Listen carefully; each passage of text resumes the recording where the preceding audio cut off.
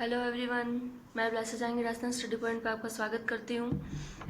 अपना जालौर के चौहान वंश चल रहा था, जिसमें से एक अपन ने जो पहले वाले जो भी शासक था वो अपन पढ़ चुके हैं। आज अपन कानड़देव चौहान देखते हैं। गाइस, ये जालौर चौहान वंश में सिर्फ कानड़देव चौहान इंपॉर्टेंट आपके लिए, वो सब ठीक है, कहीं ना कहीं क्वेश्चन आ जाते हैं, बन भी जाते हैं उसमें से, लेकिन सबसे ज़्यादा आपके कानड़देव चौहान से बनेंगे, क्योंकि एक तो ये लास्ट शासक था और इसके समय एक साका होता है।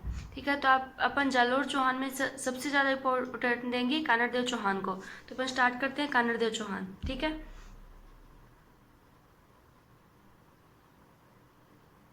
कानड़देव चौहान।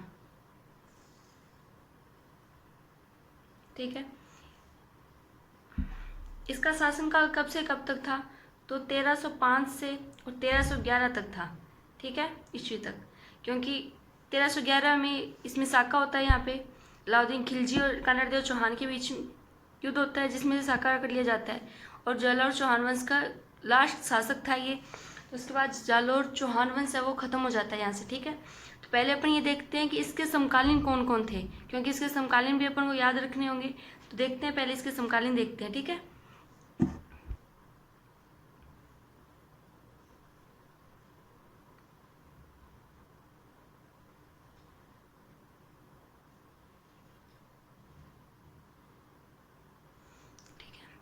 यहाँ पे कौन है? दिल्ली। दिल्ली में कौन बैठा है? अलाउद्दीन खिलजी। अलाउद्दीन खिलजी। ठीक है, अपन इसमें शॉर्ट में एक के बोलेंगे इसे। ठीक है, क्योंकि बार बार इतना बड़ा नाम लिखना, बोल दूं मैं अलाउद्दीन खिलजी दूंगी, लेकिन नाम अपन एक के लिखेंगे। ठीक है, यहाँ पे कौन है? जालौर। और यहाँ का शासक कौन है? कानड़देव। कानड़देव। ठीक है, यहाँ पे गुजरात है। गुजरात का शासक कौन है? करण वघेला। करण वघेला। ठीक है, यहाँ पे मेवाड़ है। सॉरी, यहाँ पे मेवाड़। मेवाड़ का शासक कौन है? तो मेवाड़ का शासक आपका समर सिंह। ठीक है, अपन ने किस किस को देखा? एक दिल्ली को देखा, वहाँ पे अलाउद्दीन खिलजी है, मेवाड़ में समर सिंह है, गुजरात में करण वघेला है, और जालौर में कानड़देव चौहान है। ये कहीं ना कहीं एक दूसरे से संबंधित रखते हैं।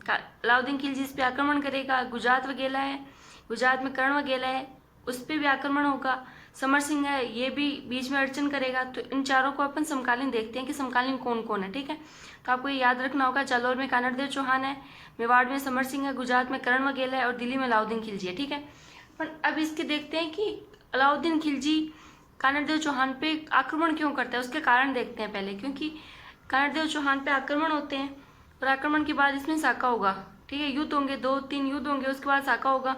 तो वो अपन देखते हैं, पहले कारण देखते हैं, कारण क्या क्या है। ठीक है, तो विरोध के कारण देखते हैं अपन।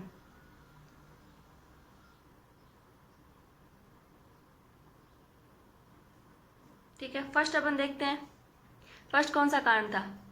ठीक है, अपन 5 इसमें कारण देखेंगे। पहला ये था कि जो अलाउद्दीन खिलजी था वो गुजरात पर आक्रमण कर रहा था 1299 ईस्वी में। ठीक है, तो उसके सेनापति थे उलुग खां और नुसरत खां। तो ये यहाँ से मेवाड़ होकर गुजरने लगे। तो यहाँ पे जो मेवाड़ का शासक था समर सिंह, इसने यहाँ पे जाते टाइम से रोक दिया, टैक्स वसूला। तो चले तो गए थे यहाँ से, लेकिन जब ये गुजरात पर आक्रमण करके सोमनाथ का मंदिर था उसे नष्ट करके वापस लौट रहे थे, तो यहाँ से जालौर की शाही सेना निकलने लगी। तो ये जालौर में कानड़देव चौहान इस पर आक्रमण कर देता है शाही सेना पे। शाही सेना पे आक्रमण करने के बाद कहीं ना किसी तरीके से उलुग खां यहाँ से जान बचा के भाग जाता है, और यहाँ पे जो सोमनाथ मंदिर का जो मूर्ति थी वो यहाँ पे कानड़देव छीन लेगा। ठीक है, तो जो छीन लेगा, यहाँ पे आक्रमण होगा, तो उलुगदेव और नुसरत खां जाके अलाउद्दीन खिलजी को बताएगा। तो पहला कारण ये था कि यहाँ पे ये कानड़देव जो गुजरात से आने वाली शाही सेना थी इस पर आक्रमण करता है, और सोमनाथ मंदिर का जो इसमें जो मूर्ति लेके आते हैं वो छीन लेता है यहाँ पे। तो अपन लिखते हैं पहले, एक के द्वारा, एक के ने गुजरात पर आक्रमण किया, पर आक्रमण ये करता है 1299 में। ठीक है, 99 में करता है। और उसमें सेनापति कौन थे इसके? सेनापति था, एक था उलुग खां,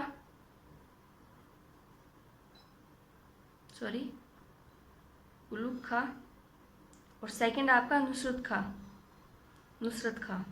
ठीक है, गुजरात पर आक्रमण तो कर देते हैं, लेकिन जब ये वापस लौटती हुई सेना गुजरात से लौटती हुई शाही सेना पर कान्नड़ देव आक्रमण कर देता है और सोमनाथ मंदिर की मूर्ति को छीन लेता है, और सोमनाथ मंदिर से लाई हुई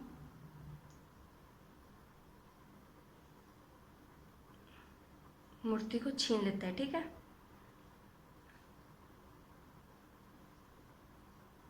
फर्स्ट कारण तो ये हो गया कि लौटती हुई सेना पे आक्रमण करता है, जिस वजह से अलाउद्दीन खिलजी को गुस्सा आएगा, क्योंकि इसकी शाही सेना थी, इस पे आक्रमण करता है कान्नड़ देव तो गुस्सा आएगा। वो एक कारण ये था कि आक्रमण करेगा। सेकंड कारण अपन देखते हैं, सेकंड कौन सा है। ठीक है, सेकंड आपका एक युद्ध होता है, इसमें एक संधि होती है, कान्नड़ देव चौहान और इसके सेनापति आता है, एक सेनापति आता है अन उल मुलक मुलत। ठीक है, उसके बीच एक संधि होती है। संधि के तहत क्या होता है कि कान्नड़ देव चौहान का जो बेटा था वीरम देव चौहान, उससे दिल्ली दरबार में भेजा जाता है। ठीक है, वहाँ पे इसकी ये कान्नड़ देव अपने पद का ये अपना नहीं कर पाता है, अपमानजनित लगता है इसे अपना पद, मतलब इसे ऊपर की ओर बिठा दिया जाता है, और कुछ अलाउद्दीन खिलजी कुछ बात बोलता है, उसके कारण ये गुस्सा होकर इसे युद्ध की चुनौती देके वापस लौट आता है। तो अपन वो देखते हैं। पहले इधर कौन है, जालोर में कौन है, कान्नड़ देव, इसका पुत्र है वीरम देव। ठीक है, और दिल्ली में कौन है, एक है, इसका सेनापति कौन है, सेनापति इसका अन उल मुलक मुलत। ठीक है, ये सेनापति का नाम है, इतना बड़ा नाम है, काफ़ी बड़ा है। ठीक है, तो ये सेनापति इस पे आक्रमण करता है कान्नड़ देव चौहान पे। ठीक है, आक्रमण करता है। ये आक्रमण कब करता है, ये करता है 1305 ईस्वी में। ठीक है, 1305 में ईस्वी में आक्रमण करता है। कौन करता है, सेनापति करता है कान्नड़ देव चौहान पे। तो यहाँ पे एक संधि होती है। ठीक है, तो संधि के तहत वीरम देव दिल्ली दरबार में भेजा जाता है।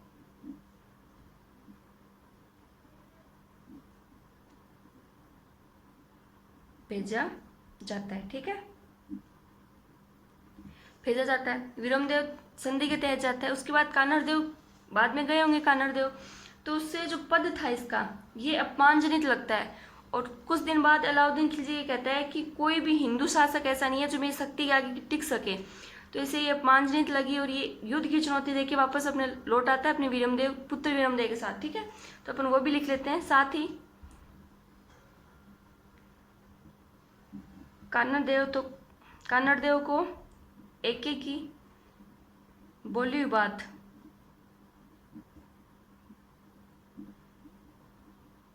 क्या बोलता है, ये बोलता है कोई भी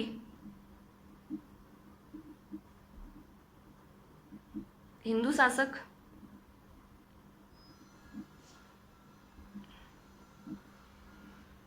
मेरी शक्ति का सामना नहीं कर सकता।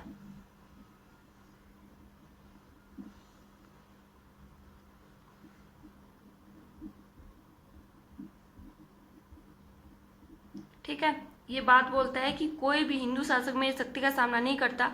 तो वहाँ पे कान्नड़ देव चौहान को गुस्सा आता है, तो वो एक के मतलब अलाउद्दीन खिलजी को युद्ध की चुनौती देके अपने पुत्र के साथ वापस जालोर लौट आता है। ठीक है, बात सुनकर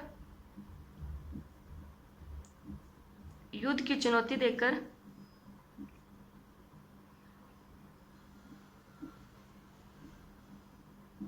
वापस लौट आता है।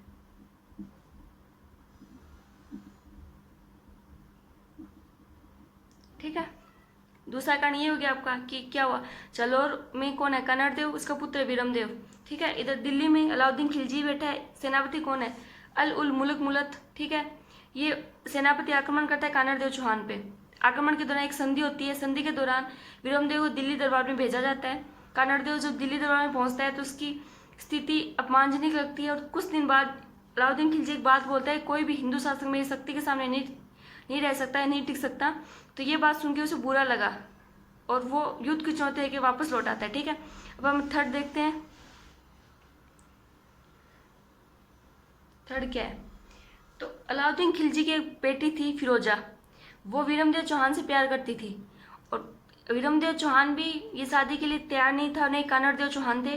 तो वैवाहिक संबंध अस्वीकार कर देता है। इसकी वजह से भी अलाउद्दीन खिलजी इस पर आक्रमण करेगा। तो लिख लेते हैं, एके की पुत्री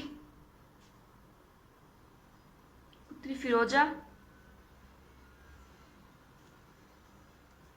के साथ वीरमदेव का वैवाहिक संबंध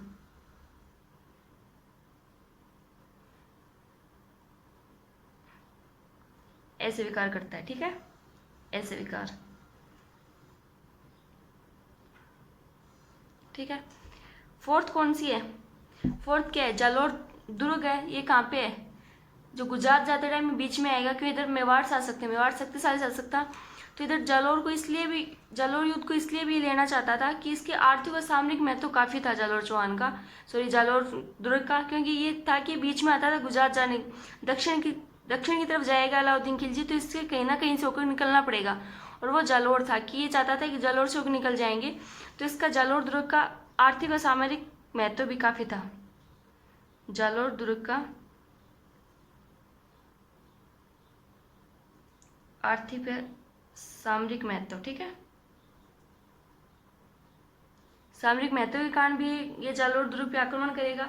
और लास्ट है इसकी, अलाउद्दीन खिलजी की साम्राज्यवादी नीति थी, क्योंकि ये अपने साम्राज्य को बढ़ाना चाहता था।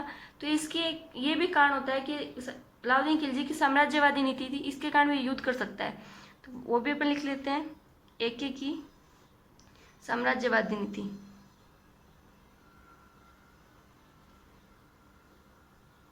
नीति के कारण। ठीक है, कारण। ठीक है, फर्स्ट अपन अब फर्स्ट देख लेते हैं कौन कौन से हैं। फर्स्ट क्या है आपका, गुजरात पे आक्रमण कर रहा था, उसके शाही सेना पे कानड़देव चौहान आक्रमण कर देता है, सोमनाथ मंदिर से जो लाई हुई मूर्ति थी वो छीन लेता है। सेकंड आपकी जो संधि होती है, संधि के तहत वीरमदेव दिल्ली दरबार में पहुंचता है, पर ये अलाउद्दीन की एक बात सुनता है कि कोई भी हिंदू शासक मेरी शक्ति के सामने नहीं टिक सकता। ये सुनकर युद्ध की चुनौती देकर वापस लौट आता है। थर्ड अपन ने देखी कि अलाउद्दीन की पुत्री जो फिरोजा थी वो वीरमदेव से वैवाहिक संबंध करना चाहती थी, लेकिन ये अस्वीकार कर देता है। तीसरा ये भी कारण था। चौथा क्या था, जालोर दुर्ग का आर्थिक और सामरिक महत्व था। और पांचवा अलाउद्दीन खिलजी की साम्राज्यवादी नीति के कारण था। ठीक है, अब नेक्स्ट अपन देखते हैं युद्ध कैसे होते हैं। अब इनके युद्ध होंगे वो अपन देखते हैं नेक्स्ट। ठीक है, नेक्स्ट अपन देखते हैं सिवाना दुर्ग पर आक्रमण। सिवाना बाड़मेर में है।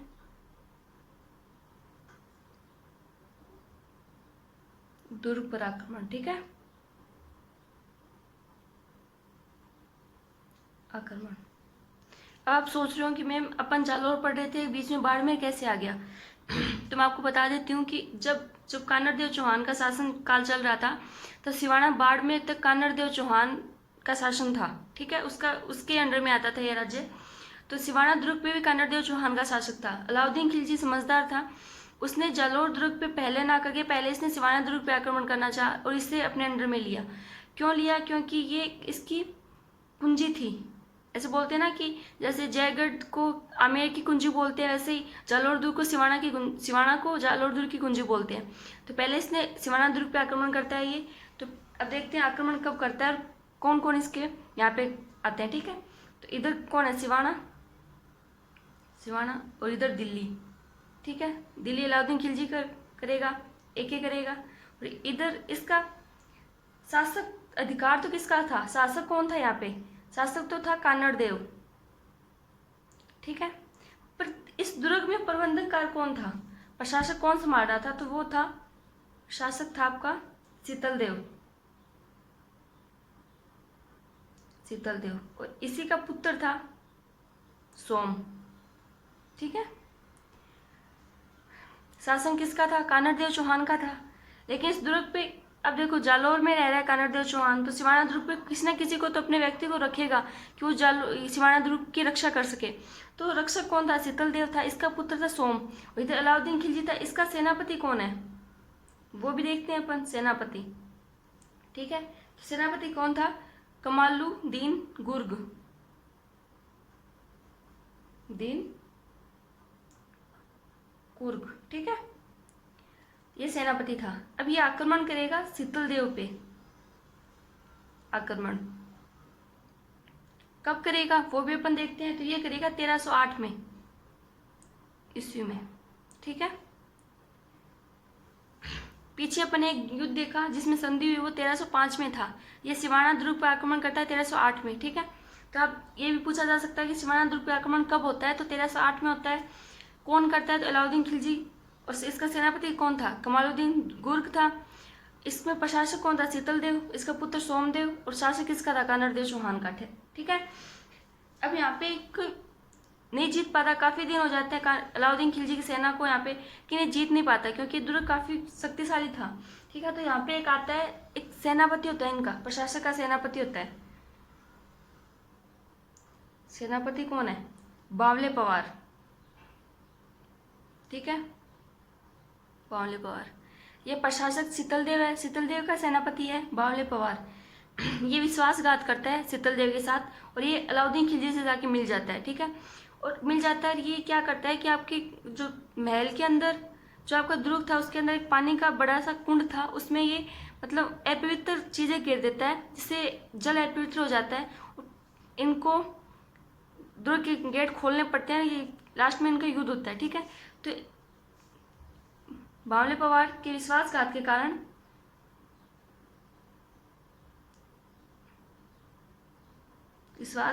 कारण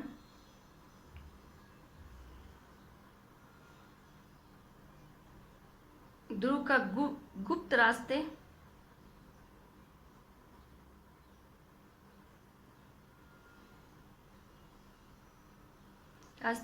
एक की सेना द्वारा घेर लिए जाते हैं। एक की सेना द्वारा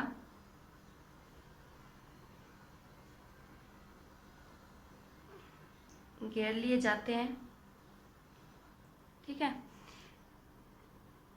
जिससे ये सोम और शीतल देव के नेतृत्व में केसरिया होगा और मेणादेव के नेतृत्व में जोहर होगा। मतलब यहाँ पे सिवाना का साका होगा। ठीक है, जिसमें शीतल देव व सोम के नेतृत्व में केसरिया,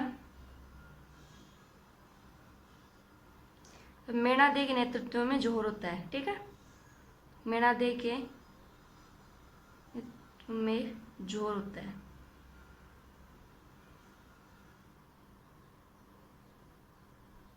ठीक है,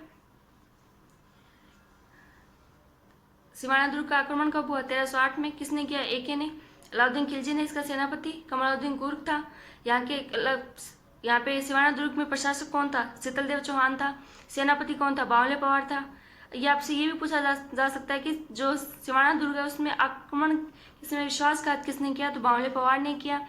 और इसके समय ये अपने गुप्त रास्तों पे बता देता है, बावले पवार दुर्ग के सभी गुप्त रास्ते बता देता है, जिसके कारण एक सेना उसे घेर लेती है। और शीतल देव और सोम के नेतृत्व में केसरिया और मेणादेव नेतृत्व में जोहर होता है। मतलब ये साका हो गया आपका 1308 में सिवाना का साका हो गया। ठीक है, अलाउद्दीन खिलजी 1308 में सिवाना का साका। अब नेक्स्ट अपन देखते हैं कि क्या हुआ। यहाँ पे शीतल देव और सोम मर चुके हैं, केसरिया कर चुके हैं। तो यहाँ पे शासक किसका हो गया? अलाउद्दीन खिलजी का हो गया। तो यहाँ पे ये अलाउद्दीन खिलजी सिवाना दुर्ग का नाम भी चेंज करेगा।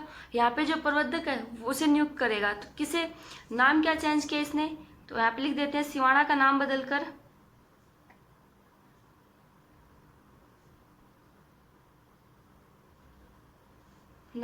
खेराबाद कर देता है। ठीक है, खेराबाद कर देता है।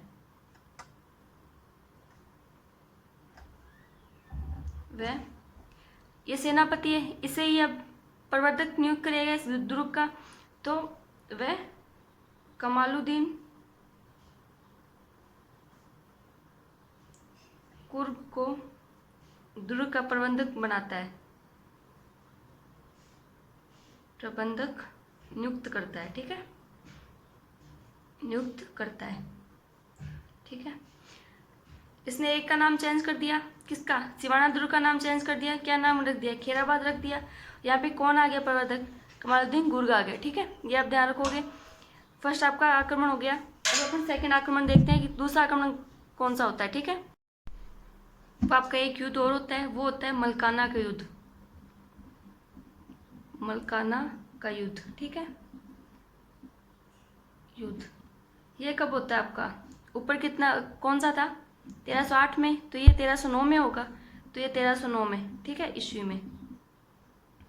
यहाँ पे ज़्यादा कुछ बात याद करने वाली नहीं है, इसमें एक ही चीज़ याद रखनी है कि कानरदेव चौहान है वो इसके अलाउद्दीन खिलजी का एक सेनापति होता है शख्स खां, उसे बंदी बना लेता है, ठीक है। तो आपको ये सिर्फ इसकी एक ही बात है कि कानरदेव एके के सेनापति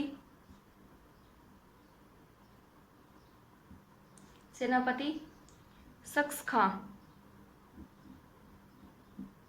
को बंदी बना लेगा, बंदी बना लेता है, ठीक है, ठीक है, ये बंदी बना लेगा। अब अपन कानरदेव चौहान पे तो अभी तक आक्रमण हुआ ही नहीं, अपन तो पीछे जो इसके प्रशासक थे उस पर आक्रमण हो रहा था। अब डायरेक्ट किसने, कानरदेव चौहान पे आक्रमण करेगा, कौन, अलाउद्दीन खिलजी करेगा। अब अलाउद्दीन खिलजी खुद आएगा आक्रमण करने, ठीक है। तो अपन वो देखते हैं कि अलाउद्दीन खिलजी कब आक्रमण करता है और कैसे इसका साका होगा, ठीक है। तो अपन अब नेक्स्ट अपन देखेंगे कि जालोर दुर्ग पर आक्रमण, जालोर दुर्ग पर आक्रमण, ठीक है। ये कब होता है, 1311 ईस्वी में। मैंने लास्ट पीछे आपको बताया था कि कानरदेव चौहान का शासक काल कब से कब तक है, 1305 से 1311 तक, लास्ट 1311 आएगा। तो अब इसमें जालोर दुर्ग का आक्रमण देखेंगे, ठीक है, जालोर दुर्ग का आक्रमण। अब इधर कौन है, जालोर, ठीक है, जालोर में कौन है, कानरदेव, कानरदेव, इसका पुत्र कौन है, वही विरमदेव, विरमदेव चौहान, ठीक है। इधर कौन है, दिल्ली, और दिल्ली में कौन है, एके, अलाउद्दीन खिलजी है दिल्ली में, ठीक है, ठीक है। तो इस बार कौन, एके आक्रमण करेगा इस पे, क्योंकि एके तो यही चाहता है कि जालोर दुर्ग को अपने अपने अंडर में ले ले। तो एके आक्रमण करेगा कानरदेव चौहान पे, ठीक है। ये भी शक्तिशाली शासक था, तो इसमें भी विश्वासघात होगा, जैसे पिछले बावले पवार ने विश्वासघात किया, तो यहाँ पे भी एक व्यक्ति आएगा दहिया बीका, वो यहाँ पे विश्वासघात करेगा और वो अलाउद्दीन खिलजी से जाके मिल जाता है। उसके बाद ये गुप्त रास्ते बता देगा जालोर दुर्ग के, वहाँ से जो शाही सेना है वो जालोर दुर्ग पे अंदर प्रवेश कर जाती है, वहाँ से कानरदेव चौहान केसरिया करेगा और आपका साका होगा, ठीक है। तो यहाँ पे विश्वासघात कौन करेगा, विश्वासघात, विश्वासघात कौन कर रहा है, दहिया बीका, दहिया बीका राजपूत, ठीक है। ये भी राजपूत था, किसकी तरफ से था, कानरदेव चौहान की तरफ से। ये विश्वासघात करता है, विश्वासघात कौन करे, दहिया बीका। इसका पता इसकी पत्नी को चलता है, ठीक है। तो इसकी मृत्यु इसकी पत्नी मार देती है इसे सॉरी, दहिया बीका राजपूत है, उसकी पत्नी को पता चलता है कि ये अलाउद्दीन खिलजी से जाके मिल चुका है, तो ये अलाउद्दीन खिलजी से मिलने के लिए ये समझाती है उसे, लेकिन ये नहीं समझता। तो इसे रातों रात मार के ये कानरदेव चौहान के पास आती है उसकी पत्नी, और बोलती है कि भी दुर्ग के रास्ते बता दिए गए हैं। तो कानरदेव जब तक ये तैयार होता है तब तक शाही सेना जालोर दुर्ग पे प्रवेश कर चुकी होती है। तो यहाँ पे इस बचने का कोई रास्ता नहीं था, तो यहाँ पे अब साका होगा, ठीक है। तो देखते हैं, कानरदेव ने केसरिया, ये विरमदेव चौहान है, ये खुद ही अपनी आत्महत्या कर लेता है, क्योंकि इसे पता था कि जिंदा अगर अलाउद्दीन खिलजी के हाथ लग जाता है तो ये फिरोजा से शादी करवा देगा, ठीक है। तो ये विरमदेव, मैंने कल आपको कुलदेवी बताई थी इनकी, जालोर राजवंश की कुलदेवी कौन है, आशापुरा माता। तो विरमदेव आशापुरा माता के सामने, आशापुरा माता के सामने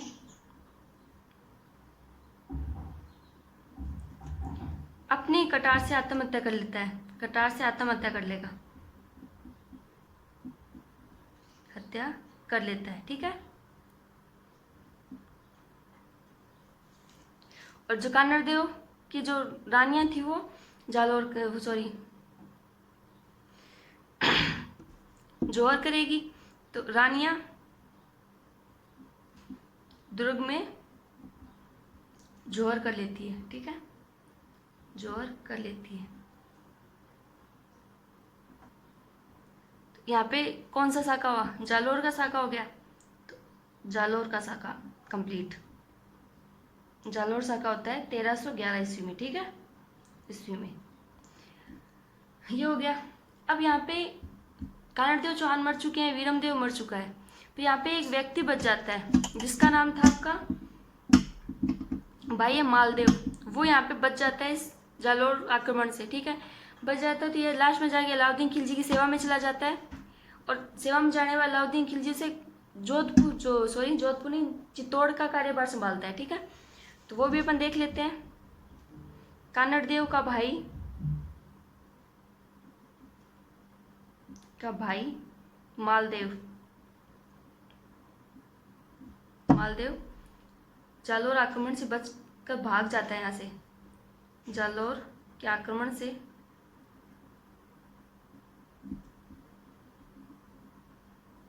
बच जाता है, जो अंत में एके द्वारा चित्तौड़ का कार्यभार सौंप दिया जाता है। ठीक है, कार्यभार सौंप दिया जाता है। ठीक है, अपन ने आज 4 युद्ध देखे। फर्स्ट आपका 1305 में था, जिसमें संधि होती है और वीरमदेव दिल्ली दरबार में जाता है। फिर अपने 1308 में देखा सिवाना दुर्ग पे आक्रमण, 1309 में देखा मलकाना का युद्ध, और 1311 में जालोर दुर्ग पे आक्रमण देखा। ठीक है, और आपका जालोर राजवंश कंप्लीट होता है। नेक्स्ट अपन देखते हैं कौन सा राजवंश स्टार्ट करें, या फिर आपके जनरल साइंस के टॉपिक स्टार्ट करेंगे। ठीक है, thank you so much. Channel को लाइक शेयर सब्सक्राइब करें। Thank you.